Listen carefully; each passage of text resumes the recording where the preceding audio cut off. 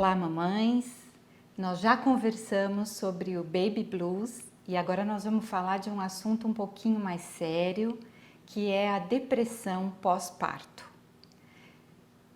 Relembrando um pouquinho, né, o Baby Blues, ele trata daquela tristeza, daquela melancolia que a mamãe tem e que vai da primeira semana até 15 dias, pode durar até 15 dias, e que é uma questão fisiológica, ou seja, não precisa ter nenhuma intervenção para que ela passe, porque vai passar normalmente.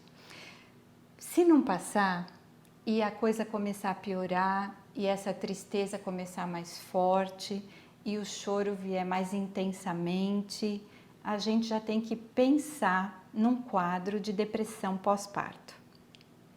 A depressão pós-parto, ela tem uma diferença em relação ao blues, e eu acho que é importante salientar isso até para a mamãe e para a família poder ajudar na identificação, é que a depressão pós-parto, ela vem com uma questão muito importante e muito forte, que ela tira a vitalidade dessa mãe. E o que quer dizer isso? Ela perde o ânimo, perde a vontade, não só de cuidar do seu bebê, mas de fazer qualquer atividade. E ela vem também acompanhada de sensações muito fortes, inclusive de ideações suicidas. Ela pode vir acompanhada por essas ideações, o que é uma coisa já para se procurar uma ajuda. Por isso, diferentemente do Baby Blues, na depressão pós-parto é preciso que haja uma intervenção médica, ou seja, é importante e por isso fale com seu obstetra que ele pode lhe acompanhar, mas o importante é procurar uma ajuda psiquiátrica e uma ajuda de psicoterapia. E é importante falar com o obstetra, por quê? Porque ele pode ajudar na indicação de um psiquiatra que entenda mais desse período puerperal, porque hoje em dia existem medicamentos que podem ser utilizados no decorrer da amamentação sem prejudicar o bebê. Por isso é importante o encaminhamento para um psiquiatra especializado. O que a gente pode dizer sobre a depressão pós-parto é um alerta para que ela seja prevenida.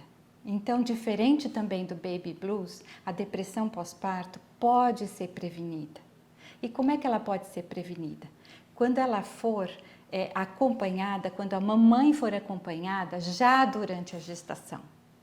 Então, se você sentir na gestação já algum sintoma que sinalize uma depressão, precisa ser comunicado ao obstetra. Por quê? As estatísticas dizem que 60% das mães que têm depressão pós-parto severa já tinham sintomas de depressão durante a gestação ou até mesmo antes dela. E eu não estou falando só de depressão, pode ser também qualquer outro transtorno como síndrome do pânico ou qualquer outro transtorno psíquico na gestante ou na família que possa sinalizar uma predisposição.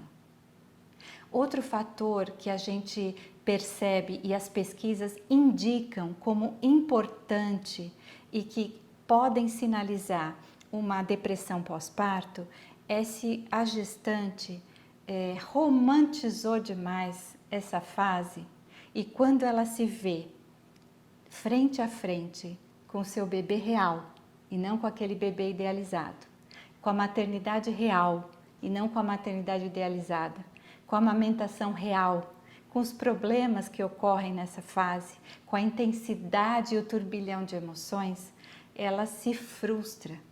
Tudo isso somado pode levar a um quadro de depressão pós-parto. Não estou dizendo que isso vai acontecer, mas pode acontecer.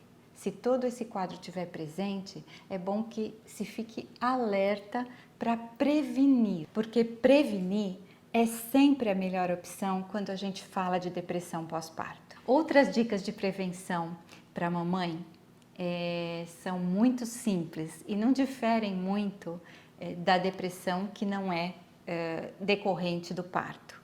Quais são? Exercício físico, cuidar da alimentação. E aquelas que são específicas desse período são: tenha uma rede de apoio, peça ajuda, família, amigos, procure colocar como você está se sentindo. Isso não é vergonha, isso não é medo. Como a gente falou, isso ocorre em 60% a 80% das mulheres. E a depressão pós-parto tem ocorrido em 10% a 15% das mulheres, das mamães. E isso é um número muito considerável. Imagine como esse número é grande. Então, peça ajuda. Peça para a família, peça para as avós, para as amigas, fale como você está se sentindo, fale com seu obstetra, até com o pediatra do seu filho, porque todos eles vão poder te ajudar nesse momento. E agora eu queria ter uma fala exclusiva para os papais. Papais ou quem exerce a função paterna. Esse é um momento em que a mãe vai precisar muito do seu apoio incondicional e da sua aceitação. Então, se ela estiver chorando, tudo bem, e diga para ela que está tudo bem. Diga para ela que você está aí para ela, que você vai dar o apoio e que ela pode sim desabar um pouquinho, porque ela não tem que ser forte o tempo todo. E que você está aí para dar esse apoio, que você está aí para ajudá-la, que você está aí para proteger essa díade mãe e bebê que é tão forte e é tão importante que se estabeleça esse vínculo. Então, pai, essa é a sua função nesse momento, mas a gente vai falar disso num outro vídeo. E para a família, um recadinho especial também, porque a gente sabe que a família quer ajudar, que a família quer estar presente, que a família quer participar, mas será que qualquer coisa que a família fizer naquele momento ajuda? O apoio da família nesse momento é para a mamãe e não para o bebê. É a mamãe que está precisando desse apoio. É a mamãe que está invisível nesse momento, porque todos os olhares são para o bebê. E esse apoio, como é que tem que ser? Ele tem que ser dado respeitando as decisões dessa mãe, que ela está descobrindo a forma de exercer a maternagem dela. Como é que ela quer maternar? É um direito que ela tem. Então, respeitando as decisões dela. Quer dar um palpite, vovó? Quer dar um conselho? Dá se a mamãe pedir. Mas se ela não pedir, melhor deixar que ela faça do jeito dela, porque ela tem esse direito. Ela tem o direito de acertar, de errar, até descobrir qual é o jeito que ela quer maternar. O bebê é muito receptivo a isso. Ele aceita isso. Ele está formando ali, ele está reconhecendo aquela mãe, agora do lado de fora. E da mesma forma, a mãe está reconhecendo o seu bebê. Então, essa é a relação mais importante desse momento. E o vínculo que é formado aí, ele vai ser útil para toda a vida. Ele tem que ser um vínculo seguro, um vínculo forte, um vínculo firme.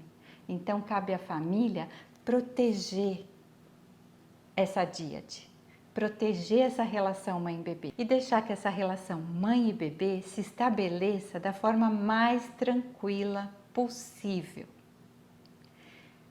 Mais uma coisa só para a gente terminar é o seguinte: mamãe, diante da impossibilidade de você ter o apoio da sua família nesse momento para tratar de questões emocionais, hoje em dia existem redes de apoio virtuais. Então tem blogs, tem sites, grupos de mães que falam só sobre esses temas e que podem nesse momento ajudar muito e trazer muito conforto, porque você vai perceber que todas estão passando pelo mesmo processo, sentem as mesmas coisas, têm as mesmas dúvidas e inseguranças, e isso pode te ajudar muito ou te acalmar muito para você passar por essa fase do puerpério.